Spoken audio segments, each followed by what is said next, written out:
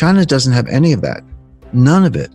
There's no significant Chinese bond market. They don't have the infrastructure of banks and dealers I described. They don't have the physical infrastructure. And most of all, they don't have a rule of law. You can't trust the Chinese as far as you can throw them. I was a facilitator and then a participant in the first ever financial war game ever conducted by the Pentagon. We did this at a top secret location called the Warfare Analysis Laboratory. One of the things we did there, I was on the China team. I wanted to make it realistic. So I said, let's lie, cheat, and steal, because that's what Wall Street does. And that's a more realistic game. So I recruited a friend of mine who's fluent in Russian to be on the Russian team. And I had dinner with him before we went down to the laboratory. And I said, look, here's the plan. I'm going to persuade my China team colleagues to basically announce a new gold standard. And we've accumulated enough gold, and we're going to say, for now on, our currency is backed by gold. We're going to put the gold in Switzerland to keep everybody happy. We're going to issue notes from a bank created in London under English laws to keep everybody happy. Here's the thing. We're going to say, from now on, if you want our exports, you have to pay for us in this new currency. We're not taking dollars anymore. And furthermore, and if you want some of this new currency, you can deposit your gold in Switzerland and the bank will issue you some currency, so you're in the system. Or you can trade with us and run a surplus, and then we'll pay you in the currency and you can use that to buy our stuff, or we'll give you loans. But one way or another, we're done with the dollar. And obviously this is very forward leaning, but the whole idea of a war game is to help the Pentagon think 5 or 10 years ahead. So the first thing that happened when you go to your embassy or conclave, you come out and you stand up at the podium, you announce your plans, and then everybody reacts and it's discussed, et cetera. The first thing that happened is there was a group. So we had the red team, the yellow team, the blue team, as the case may be, and they're all different countries or areas. But there's a white team, which are the referees. They decide what you did. And the first thing they did when we announced the gold move, they ruled it as an illegal move. They said, no, that's not in any of our scenarios. You can't do that. And I stood up, and about 100 people in the room. There's 3-star generals, CIA, FBI. I said, wait a minute. I said, this is a war.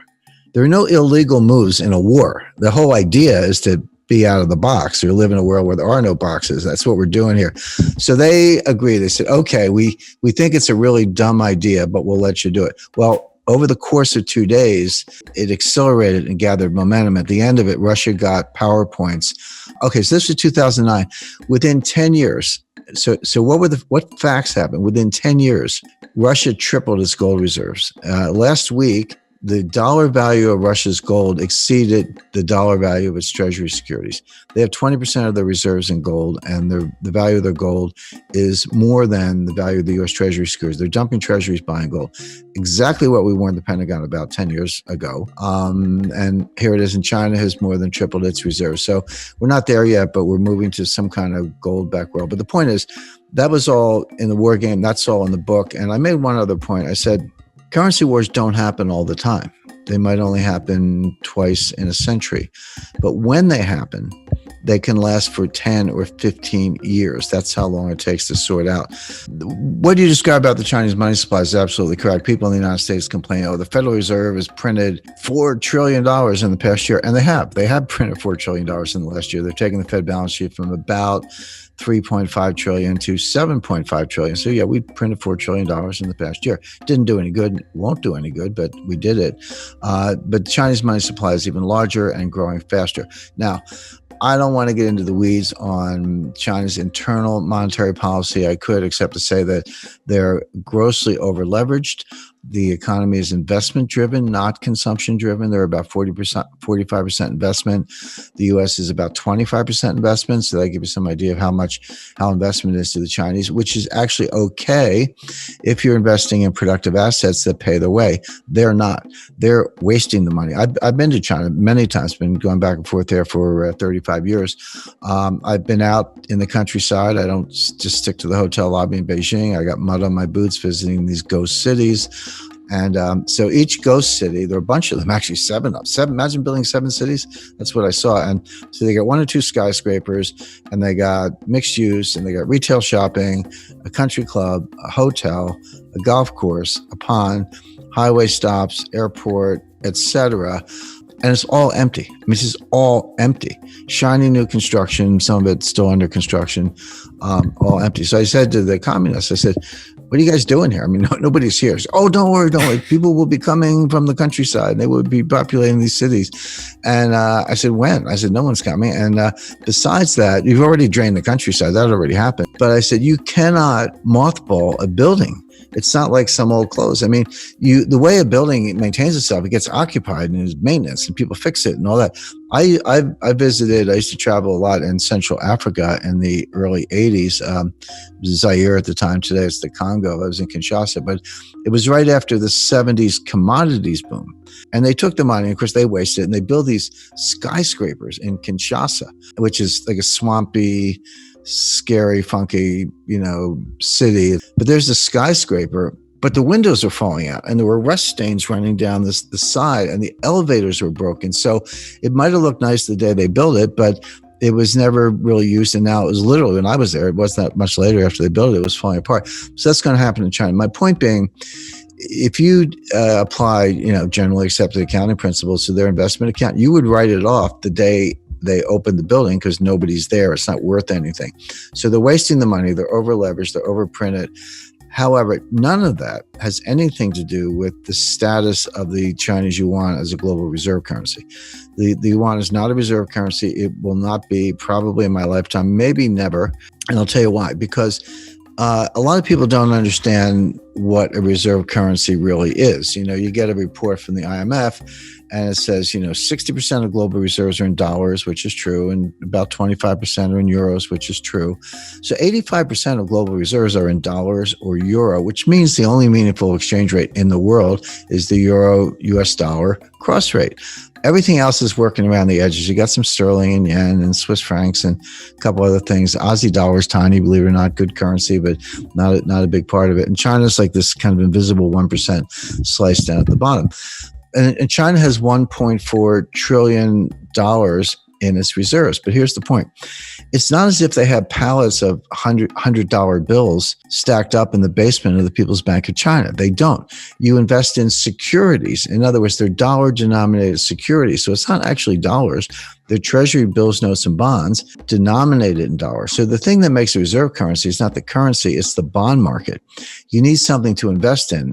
Again, so you need a liquid bond market with different maturities, different interest rates. You need dealers, you need auctions, you need payment and clearance systems, you need repo or repurchase agreements, futures, options, when issued trading, custodians.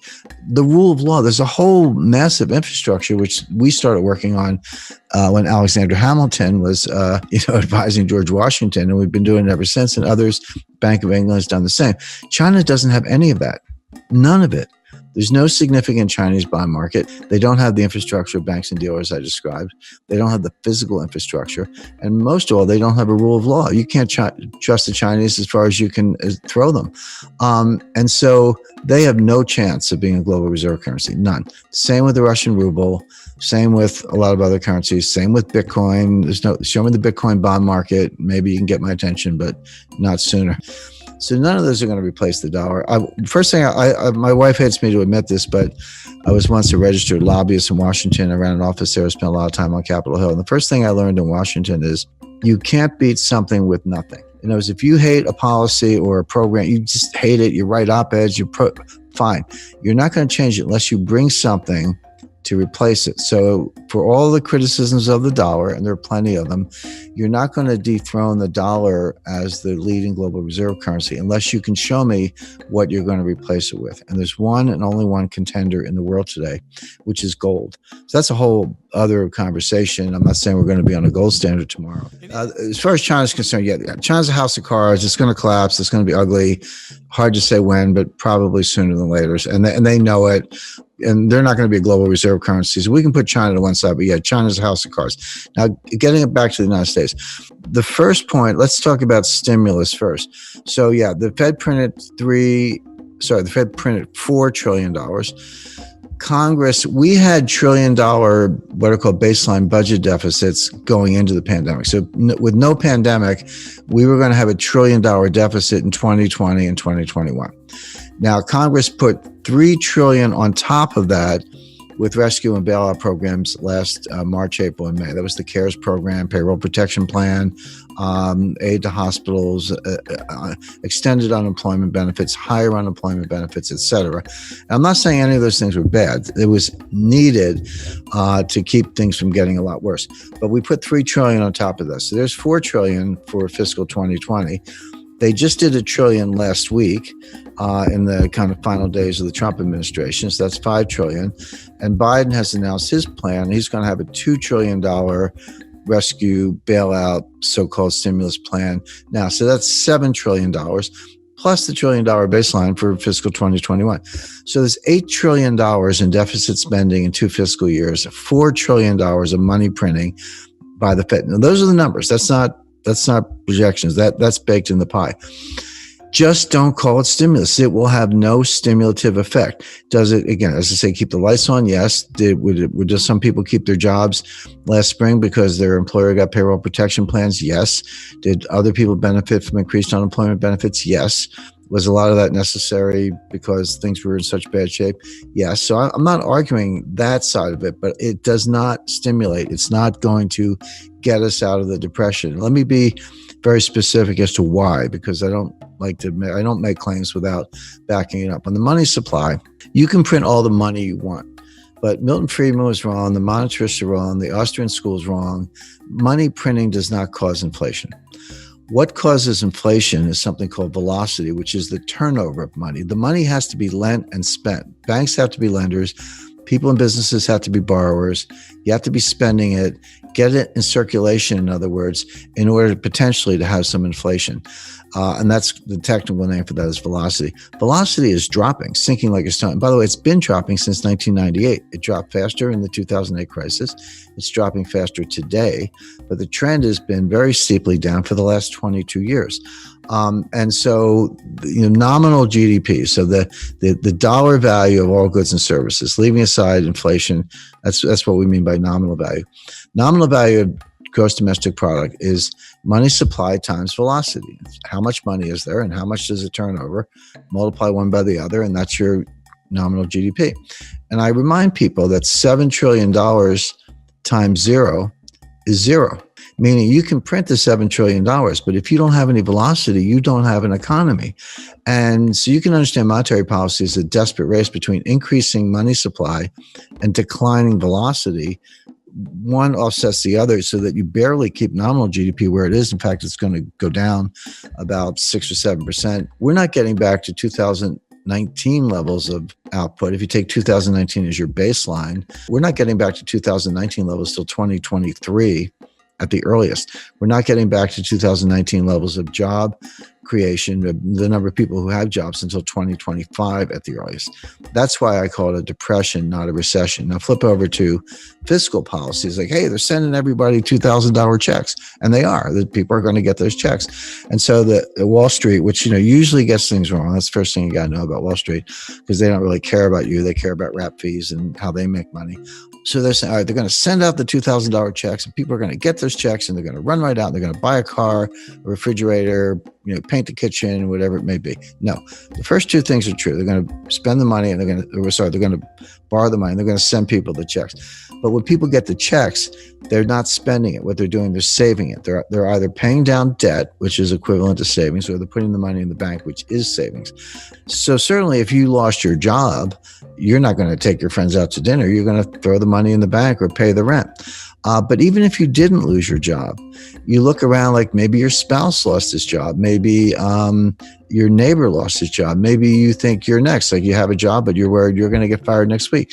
So you save it. And the name for that, economists call that precautionary savings, or, plain English, it's saving for a rainy day, except it's raining everywhere. So they are going to send the checks out, but people aren't going to spend it. And that's the reason you're not going to get the stimulative effect, but you are going to increase the deficit, which gets back to this debt to GDP ratio. So take the total debt divided by GDP. That's some ratio.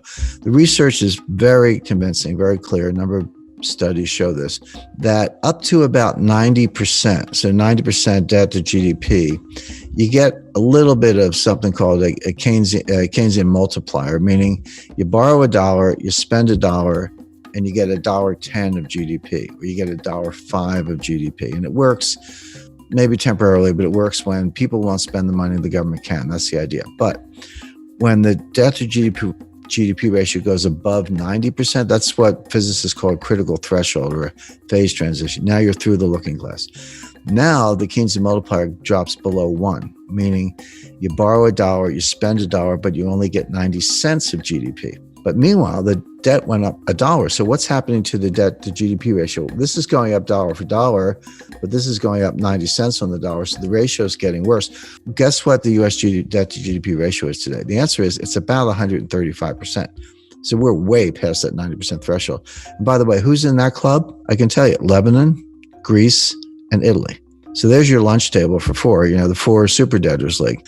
And it just gets worse. And that ratio past 90% is a headwind to growth, because people look at it and are like, hey, I don't have a PhD in economics, but I just don't like what I see. And people understand correctly, and this is the behavioral adaptation that policymakers on Wall Street do not understand. But the behavioral adaptations, people look at it and say, I don't know how this is going to end, but it's going to end. We're either going to have a default, or we're going to have something like hyperinflation to make the debt go away, or they're going to raise my taxes. Not sure which, maybe all of the above, but I have to save more money to meet my lifetime goals in the face of some bad outcome that's going to come out of this. That's the real world behavior, and economists know very little about the real world. So the point is, increasing the money supply doesn't work because velocity is declining. Increasing deficits doesn't work because people are saving, not spending, and they're preparing for worse outcomes. So neither one of these, you can call it money printing or spending, but don't call it stimulus, because it doesn't stimulate. We're not getting out of this. And that's why I call my book The New Great Depression.